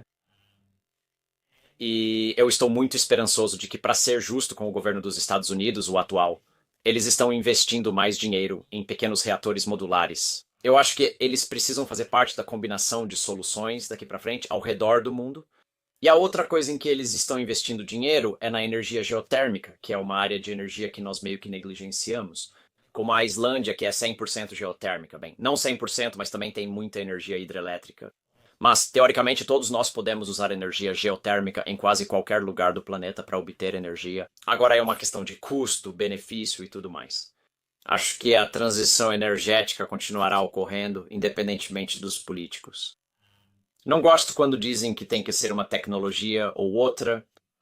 Acho que é uma mistura, e isso se relaciona ao meu histórico empresarial. No fim, é sobre qual aposta você fará nisso. E o hidrogênio ela vai precisar de apoio do Estado para funcionar, certo? Assim como fizemos com a indústria do petróleo há 100 anos. Ainda há subsídios para empresas de petróleo e gás atualmente, então elas continuam recebendo apoio. Só precisamos de um... As pessoas devem tomar decisões estratégicas e mantê-las, sem mudar repentinamente para investir em hidrogênio ao entrar no governo. E aí, 2 anos depois é tipo, não vamos mais fazer isso, agora vamos fazer outra coisa. E depois de 2 anos, ninguém vai investir nisso. Agora, ainda há muitas empresas trabalhando com eletrolisadores, gás natural liquefeito, navios tanque de H2 e assim por diante. Acho que tudo isso está chegando, só não rápido o suficiente. Não totalmente. Então você tocou. E eu acho que para o último tópico relacionado às áreas de especialização, então inteligência artificial e dados, então da transição energética para inteligência artificial e dados, e especificamente vamos olhar para os data centers de inteligência artificial. Você mencionou a importância da água, mas também existe uma grande divisão de inteligência artificial ao redor do mundo, e há 2 níveis dessa divisão de inteligência artificial. Há uma divisão da inteligência artificial na educação, tema em que você e eu estamos muito focados no trabalho. A infraestrutura de inteligência artificial está dividida e só existe em 2 regiões do mundo, os Estados Unidos e outra é um pouco do Canadá e da Europa, mas não toda. E claro, a China é um jogo totalmente diferente. Nosso grande desafio é que a maioria do mundo, considerando a infraestrutura de inteligência artificial, ainda está no escuro. E até mesmo a educação em inteligência artificial, a infraestrutura de inteligência artificial e assim por diante. Mas isso é fundamental, porque, claro, tudo será impactado. Então, quero saber como você vê a inteligência artificial em termos de indústria, em termos de negócios, mas também como isso vai impactar a nossa sociedade. Além disso, como mitigar esses riscos? Então, vou responder isso em 4 etapas. Primeira, eu nunca vi uma tecnologia ter tanto impacto em um período tão curto de tempo quanto a inteligência artificial generativa teve nos últimos 2 anos em todos os setores. E eu já vi muitas tecnologias surgirem e desaparecerem ao longo das décadas, e a inteligência artificial está aqui e veio para ficar. Então, tanto faz, está aqui. E agora meio que voltamos à discussão sobre gêmeos digitais. Quando viajo e dizem, temos inteligência artificial, pergunto, que tipo de inteligência artificial? Porque na indústria nós temos inteligência artificial há décadas. Já tivemos aprendizado de máquina assistido por humanos, sabe? E por aí vai. Quando você chega nas mais recentes inteligência artificial generativas, e os modelos que vemos com o ChatGPT, o Claude e o Mistral, e isso é de explodir a cabeça. E eu acho que Chat, Generative Pre-trained Transformer e outros, de certa forma, democratizaram essa energia. Hoje todos têm acesso à tecnologia, mas ainda existe uma divisão. Já volto a esse ponto. Nem todos têm o mesmo nível de acesso. Então a inteligência artificial veio para ficar. Qualquer um que acha que essa bolha vai estourar agora, existem bolhas de investimento e tudo mais, mas a tecnologia não vai estourar. Isso já está certo. Acho que o maior desafio da indústria nos próximos 12 a 18 meses é: as empresas estão investindo dezenas, centenas de milhões nisso. Acho que, para quem já conhece a indústria, você tem empresas como a Open Inteligência Artificial e todos os grandes nomes criando seus próprios grandes modelos de linguagem. Então você precisa de uma fábrica de inteligência artificial gigantesca para processar todos os dados brutos e criar um modelo. Isso gasta muita energia, água e é um grande investimento. Depois que você tem o modelo, o Chat Generative Pre-trained Transformer. 4. O Chat Generative Pre-trained Transformer. 5. As pessoas podem usá-lo para inferência. Entro no site, digito algo e recebo uma resposta. Ou eu pego esse modelo ou um subconjunto dele e coloco em um PC industrial, que fica na fábrica para fazer algum trabalho específico de assistência por inteligência artificial. Seja para me ajudar com o código de erro ou otimizar minha linha de produção, descobrindo como posso melhorar as coisas. Com base em todos os dados, muitas empresas industriais, você vai ouvir muita gente falando sobre isso. Estamos desenvolvendo nosso próprio modelo fundamental, pois é a inteligência artificial usada para operar uma fábrica. Não é um grande modelo de linguagem, aquele que você sabe que leu a biblioteca do Congresso. É diferente, mas são dados em tempo real, é baseado em física, blá blá blá. Então, modelos bem diferentes. Muito difícil de fazer, mas coisas incríveis estão acontecendo por aí com a inteligência artificial, a gente deles, mas eu. O que eu vejo acontecendo hoje é que todo mundo está indo bem. A gente tem que investir nisso, porque se você não está na corrida da inteligência artificial, você não está, sabe? E é ir com tudo ou desistir, mas todo mundo está tentando descobrir como vai ganhar dinheiro com isso. Ou seja, se você for uma empresa e criar seu próprio modelo fundamental, seus próprios chatbots ou qualquer outra coisa, isso é um investimento significativo de tempo, esforço, pessoas e dinheiro. É preciso recuperar esse investimento, o que nos leva ao mesmo ponto. Fizemos um balance of plant, uma turbina eólica. Agora você adiciona o custo do serviço de inteligência artificial por cima, a maioria dos seus clientes vai embora. Não vou pagar mais por isso, embora queira. Acho que muitos estão começando a pensar assim. CEOs do mundo todo são pressionados por conselhos e investidores sobre o que fazem com inteligência artificial. Então eles têm que sair e fazer as coisas, mas eu acho que o modelo de negócios ainda não está bem definido para muitas empresas. Então eu acho que vamos ver um pouco disso. Todo mundo tem projetos de inteligência artificial, mas eu não tenho certeza se as pessoas já descobriram o que e... De novo, você tem um projeto de inteligência artificial, o que você está fazendo? Está ajudando o setor financeiro a fazer coisas, está ajudando as pessoas a terem um copiloto no computador para escreverem e-mails melhor, ao invés de... Temos uma inteligência artificial tentando, otimizar como gerenciamos nossa rede de transmissão para a França. São coisas bem diferentes. Então tem muita gente tentando entender, mas vamos ver a inteligência artificial impactar nossas vidas nisso. Sabe, olha para os nossos celulares, todos os aplicativos que já têm inteligência artificial integrada e tal, né? Então isso não vai sumir. E eu não acho que a inteligência artificial vai tirar todos os nossos empregos. A inteligência artificial, alguém com elas, não sei quem chamou isso de clichê. Quem sabe usar a inteligência artificial terá emprego. Então isso não vai sumir. Eu acho que sobre a questão da divisão, acho que vamos ver isso em todos os níveis da sociedade. E o que quero dizer com isso é que provavelmente existem pessoas nos negócios hoje, pessoas brilhantes, e elas meio que estão ignorando o impacto da inteligência artificial. E elas poderiam se ver em uma divisão digital muito rapidamente. No mercado de trabalho. Em qualquer país. Eu acho que é aí que fica mais desafiador daqui pra frente.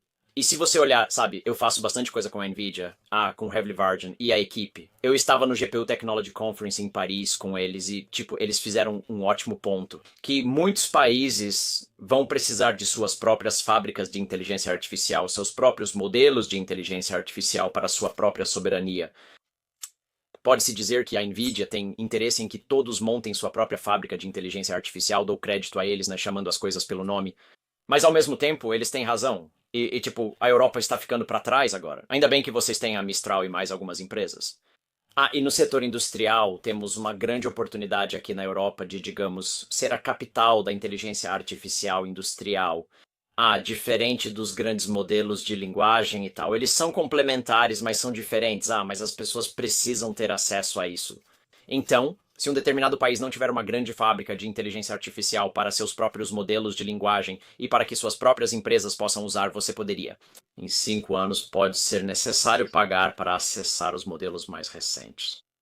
E se você não tiver dinheiro, você não consegue ser competitivo o suficiente, sabe? Se minha cidade não tivesse uma ferrovia há 200 anos, ela teria morrido agora. Não digo que isso ocorrerá sempre, mas é esse tipo de mudança estratégica em curso. E cada país vai ter que, de certa forma, cuidar de si mesmo agora e com mais frequência. Sei que é horrível dizer isso hoje, com mais protecionismo. Mas eu acho que essa é a característica, sabe, que você mencionou no sistema educacional. Sabe, quando eu estava crescendo em Fora Banden, lá nos anos 70, meu pai tinha até uma pequena enciclopédia atrás da sua cadeira. Era a enciclopédia Collins de, sabe, no, história natural, história e tudo mais. Quando eu fazia lição de casa, se o que estudava estava naqueles livros, existia, mas não tinha internet, biblioteca ou nada parecido. Antes, meu acesso à informação vinha do meu pai, mãe ou alguém. Hoje temos a internet, a web mundial. Eu sei que vocês têm o chat Generative Pre-trained Transformer, tipo, eu não faço ideia de como vocês... Se você é professor atualmente, como inclui inteligência artificial no currículo? E quanto às lições de casa, isso é confuso para mim. Então, eu realmente acho que precisamos começar a pensar em quais são as habilidades que precisamos dar às pessoas, já que essas coisas são ferramentas. E como você faz isso? Mas Deus, Denise, eu não faço ideia da resposta. Mas em lugares como os Emirados Árabes Unidos, dão licença gratuita para todos conversarem. Generative Pre-trained Transformer Home, que eu acho que é, sabe, as pessoas podem usar ou não. Elas têm a escolha, mas pelo menos têm acesso. Mas isso é democratizar. Mas aí eles têm orçamento para isso. O que é que ocorre em outros países quando as pessoas não têm esse orçamento? E nós temos. Estamos em perigo de agravar a divisão digital? Acredito que isso faz parte da natureza humana, pois repetimos esse comportamento ao longo da nossa história. Nós não aprendemos muito, como pessoas boas, para elevar todos ao mesmo tempo. Vai haver um vamos mais rápido que eles, pois isso nos dá vantagem competitiva e faz parte da natureza humana? Sim, pontos ótimos e muito importantes.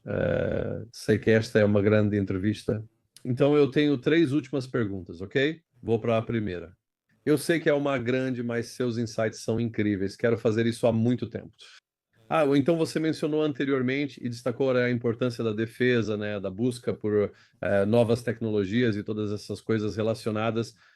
Então eu quero tocar nesse ponto porque acho que as pessoas não estão entendendo a importância e o valor disso e também como comercializar e levar isso para as empresas.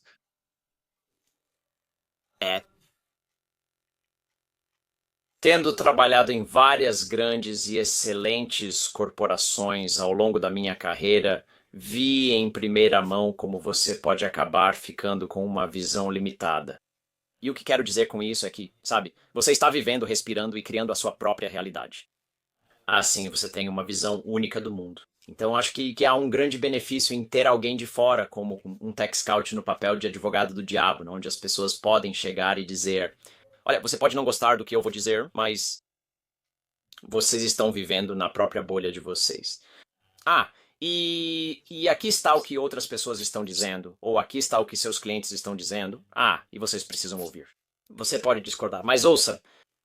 Sabe, de forma anedótica, eu acabei na Compaq há muito tempo, né, quando marketing estratégico, eu fui o porta-voz de lançamento da UM. O primeiro chip que colocamos em um tablet, certo? E a Intel chegou atrasada nessa. Mas, tipo, por 2 anos antes disso, eu fazia parte de uma equipe que dizia: o iPad nunca vai funcionar, certo? Então, eu não sou infalível, pelo menos. Eu tenho várias camisetas que erraram feio nisso. Então, quando eu vejo empresas que estão muito, muito focadas, muito determinadas, sempre falo que eles precisam recuar um pouco. E talvez uma perspectiva de fora possa lançar alguma luz sobre isso. Acho que é isso, sabe? Eu admiro empresas que têm uma visão extremamente focada e estão concentradas no que estão fazendo.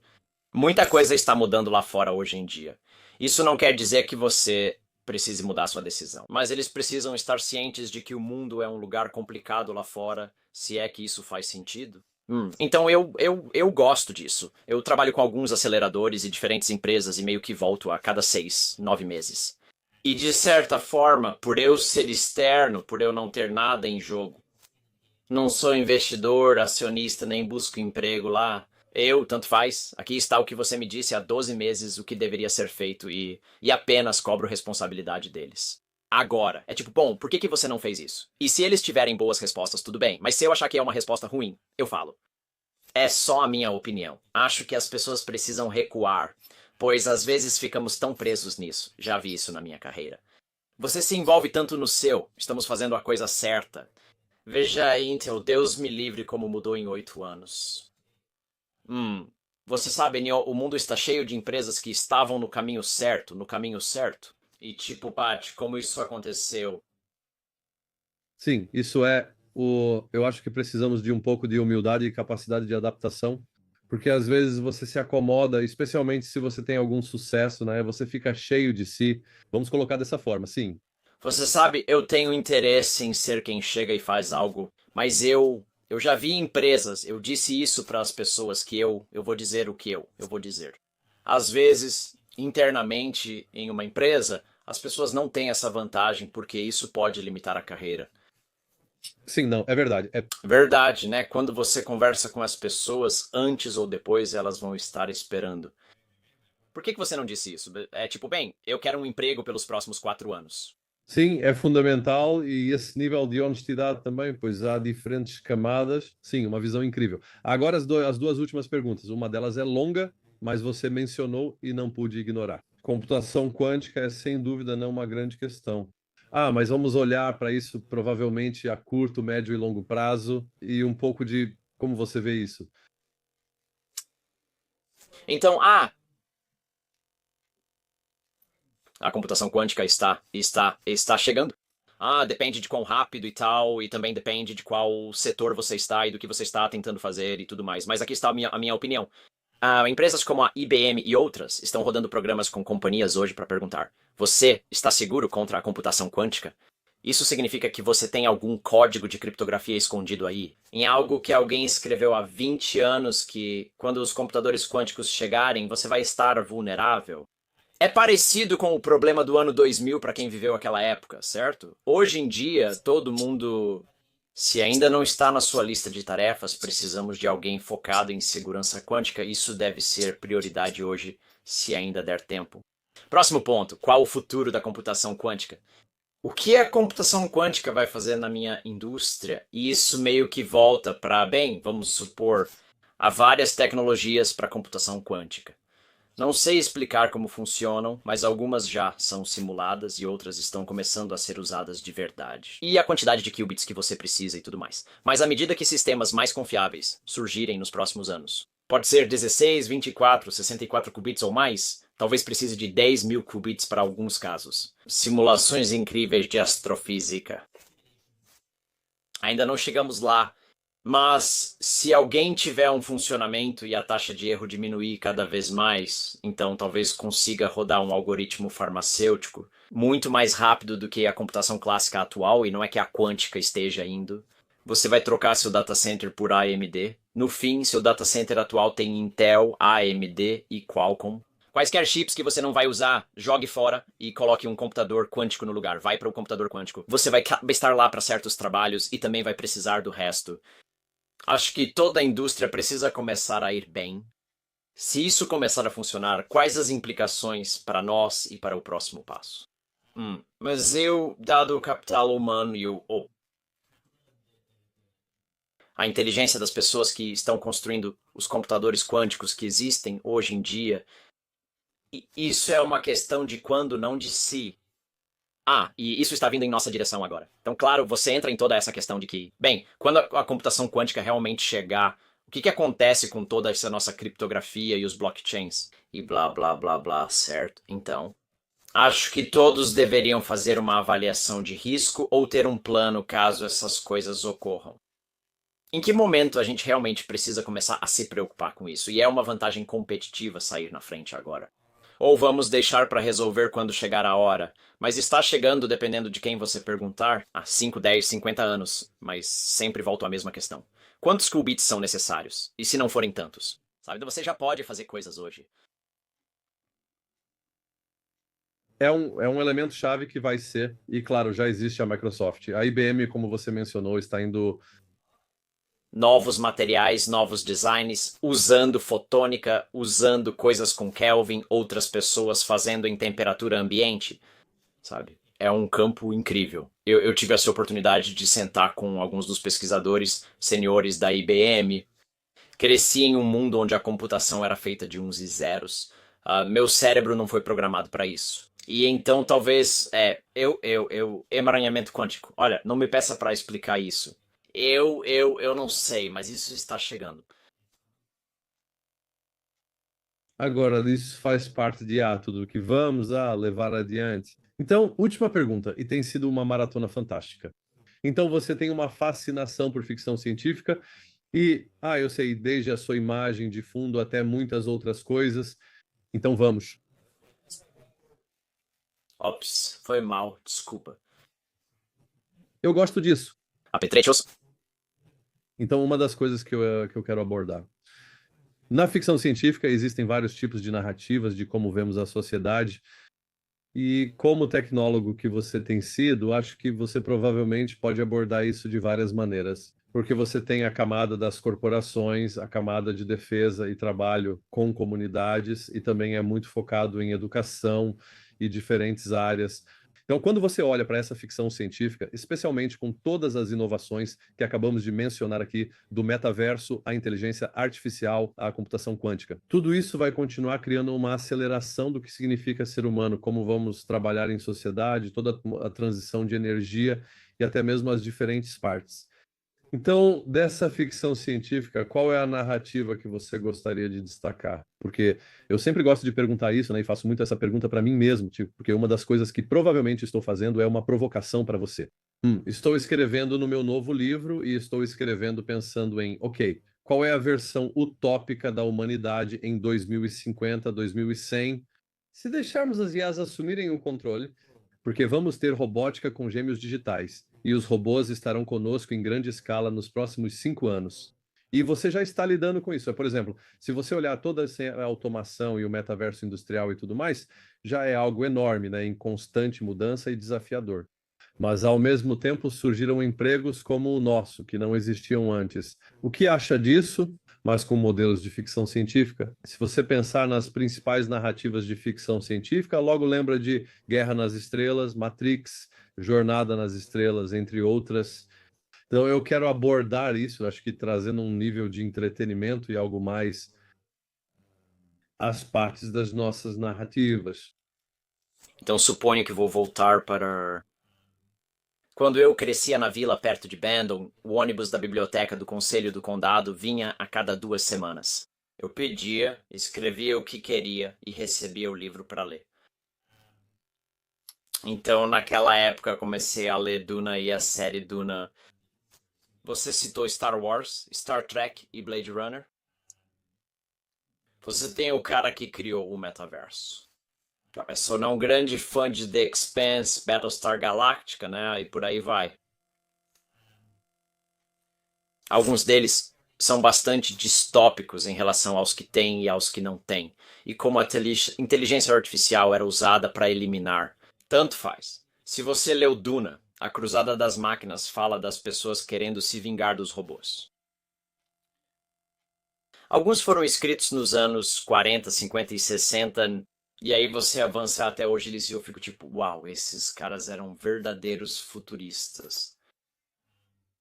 E você pode chamar isso de ficção científica? Você poderia ter um longo debate. Não tenho certeza se somos. Se é porque disseram que você tinha um transcorrator. Em Jornada nas Estrelas, basicamente criamos os celulares. Ou sabe, era uma carroça e um cavalo, o ovo e a galinha quem veio primeiro. Mas eu realmente acho que eu respeito e entendo muitas das teorias da abundância. Mas eu volto ao que disse no começo. A natureza humana não mudou. E eu não me importo com raça, religião, cor, seja o que for. A natureza humana não mudou. Desde que alguém descobriu que um pedaço de pau podia ser ferramenta ou arma, sempre achamos um jeito de estragar as coisas. Se essa conversa fosse há 20 anos no início da internet, você poderia dizer isso. Com a internet todos teremos acesso à informação verdadeira e o mundo será um lugar feliz. E ainda assim estamos no mundo em que vivemos hoje, onde a forma como você define a verdade é provavelmente mais questionável do que jamais foi antes. Ainda sou otimista de que a natureza humana vai dar um jeito de passar por isso, como sempre fizemos até agora. Algumas pessoas me dizem que, bem, você sabe, nós realmente precisamos de uma inteligência artificial racional e, imparcial para fazer as coisas do jeito certo. Minha resposta para isso é que a última coisa que queremos é uma inteligência artificial imparcial e racional, porque ela vai tomar uma decisão e seguir em frente. Eu sei o que há de errado com este planeta e nós não vamos gostar da resposta. Nós humanos. Então eu sinceramente acho que em que mundo nós vamos crescer? Será que será parecido com o que está atrás de mim? Perguntei. Como foi? Durante a jornada ao metaverso industrial, há uns 2 anos, isso me inspirou. Resumindo, acho que vamos acabar em um lugar assim. Eu espero que a gente chegue às estrelas porque precisamos, porque provavelmente vamos bagunçar este planeta. Então a gente tem que chegar às estrelas. E seja Duna ou Blade Runner, ou alguma mistura dos dois. Ou talvez a gente volte para algo como O Senhor dos Anéis. Ou Planeta dos Macacos. Depois de fazermos coisas ruins, acho que vamos continuar levando, mas sinceramente não acho que isso seja da natureza humana. Nós simplesmente não fomos feitos para fazer a coisa certa o tempo todo. Eu ainda sou otimista. Mas como eu disse, a natureza humana não é assim. Nós não mudamos. Então, eu preciso fazer uma pergunta. Então, especialmente com a sua sabedoria e o conhecimento de trabalhar com tantas corporações. Eu adoro seu otimismo. Você também observa toda a ficção científica, assim como eu, que sempre gosto desse gênero, porque efetivamente aprendemos tanto só de entender. Muitas versões que eles fizeram são impressionantes, de Philip K. Dick a outros autores. Asimov e o robô. Impressionante, né? Eles estavam nisso há 70 anos. Às vezes são 100 anos. Tenho uma pergunta, pois admiro seu superpoder de lidar com pessoas. Você lida com várias comunidades, empresas e pessoas, mas sente um prazer genuíno em lidar com pessoas.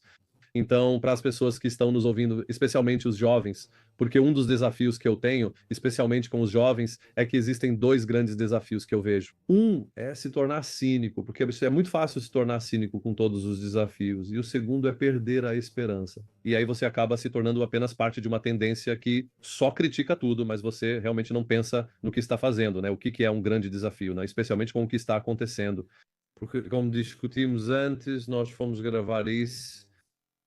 Acredito que essa divisão digital e de inteligência artificial tem várias camadas, pois as pessoas influenciam seus próprios gastos. Por exemplo, uso esse exemplo como última provocação para você, pois gosto de provocar. Então, muitas pessoas que criticam a inteligência artificial passam 5 horas em smartphones pequenos ou até 10 por dia. Eu lembro que uma pessoa com quem trabalhei há muito tempo dizia que não queria usar redes sociais. Mas essa era uma pessoa que liderava um grande orçamento global de marketing de 10 milhões de dólares. Eu não usava redes sociais pessoalmente, como muitos outros.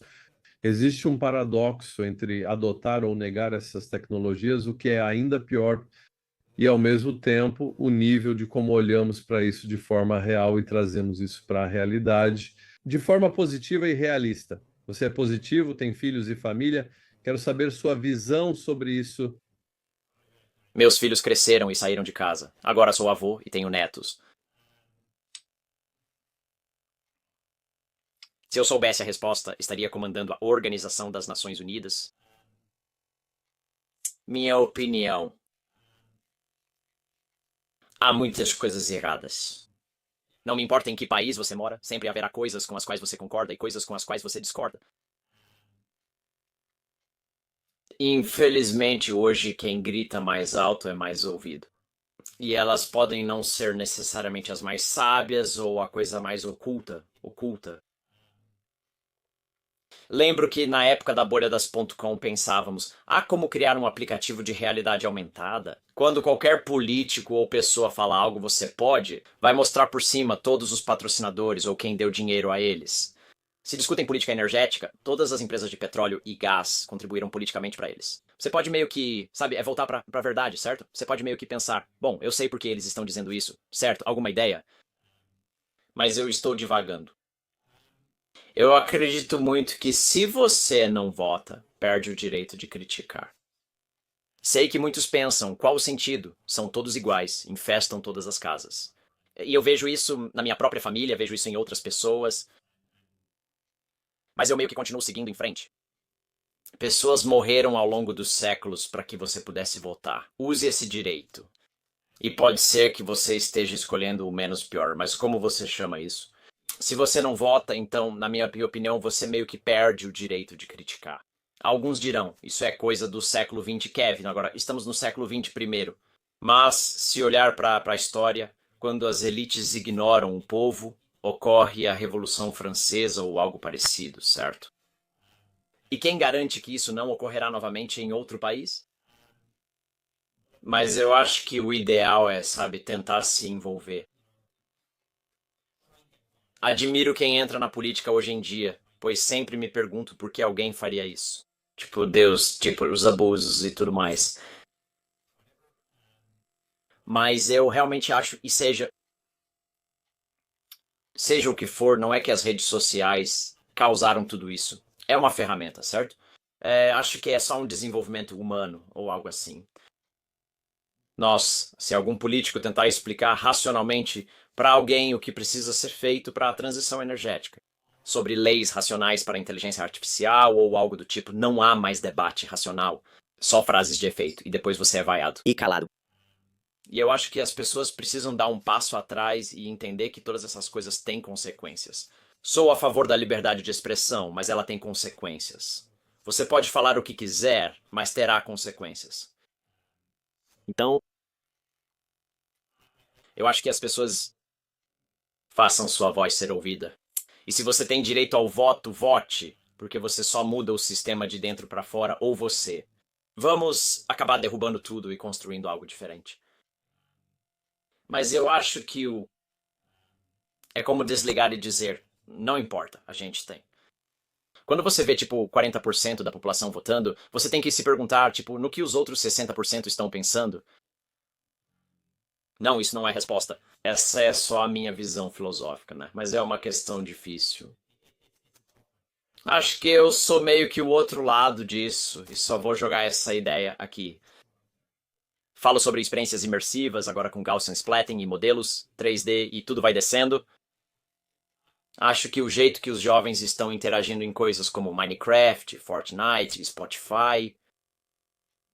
Tipo, não é que todos eles sejam criadores ou algo assim, mas eles estão usando ferramentas e tecnologias para se conectar com pessoas com quem nunca tinham se conectado antes.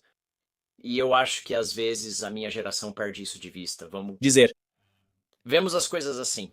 Sempre foi assim. Você precisa votar e participar do poder político, seja qual for. Acredito que a sociedade está sendo construída de várias formas diferentes. Agora. E as pessoas no poder não podem ignorar isso. Mas como você se envolve com eles. Acho que uma das coisas que sempre faço ao viajar é observar governos ou primeiros-ministros quando os vejo. Quantos anos eles têm? E se eles forem muito jovens, eu pensaria, interessante, né? Isso é legal para esse país. Então, ainda tenho esperança, mas entendo por que muitos jovens ficam receosos. Qual o sentido? Eles são todos os mesmos. Mesmos? E isso é ruim, mas cabe a todos nós mudar isso. Não é culpa deles. Eu concordo completamente. É isso que vou dizer. E, bem, foi uma entrevista fantástica, de quase 2 horas. Queria fazer isso. Para quem está nos ouvindo, quero agradecer a você por esse momento especial, por toda a sabedoria que compartilha comigo e com todos que nos ouvem ao redor do mundo. Mas também eu gostaria que eles acompanhassem. Eles se envolvem com você porque definitivamente seu conhecimento e também sua abordagem positiva ao lidar com grandes corporações, com a defesa da tecnologia, do aprendizado e do ensino. E isso é bastante único. E todas essas áreas que você mencionou aqui são mais importantes do que nunca. Então, Kevin, parabéns pelo seu trabalho, pela sua pesquisa e pela sua positividade e energia fantástica. E assim como você vê do seu lado todos os crachás de todos os eventos que você vai, que é muita rede, muita gente. Isso também. Isso mostra também a experiência, mas também a paixão que você tem por todos esses eventos, porque isso exige muita energia e poucas pessoas a têm, sendo essencial para o sucesso. Você disse que é preciso energia, gritar e seguir, mas também ter uma alma incrível. Foi uma honra tê-lo aqui. Espero que seja a primeira de muitas. Seguimos desejando muito sucesso. Obrigado. Câmera, muito obrigado. Gostei bastante. Já nos vimos em outros eventos e certamente nos veremos novamente. E sim, não, eu vejo como continuo dizendo, sabe? As pessoas dizem, a tecnologia para onde está indo e tudo mais. Se eu soubesse qual é a resposta, se eu soubesse essa resposta, eu já teria me demitido, ou melhor, já teria me aposentado, anos atrás. Eu faria bilhões, mas acho que é só questão de ser... Flexível. Sim, estou otimista. Tem tempos divertidos vindo aí. Mas se achou que tudo estava rápido na última década, prepare-se. Tipo, sabe, estamos apenas começando, então são tempos interessantes. Mas não. Muito obrigado. É uma honra. Obrigado. Obrigado por assistir a este episódio. Por favor, compartilhe suas opiniões, perguntas ou um tema que você queira para o próximo episódio na seção de comentários. Minha equipe lê tudo e vamos adaptar os próximos vídeos conforme seu feedback. Inscreva-se para não perder o próximo lançamento. Até a próxima, cuide-se e informe-se.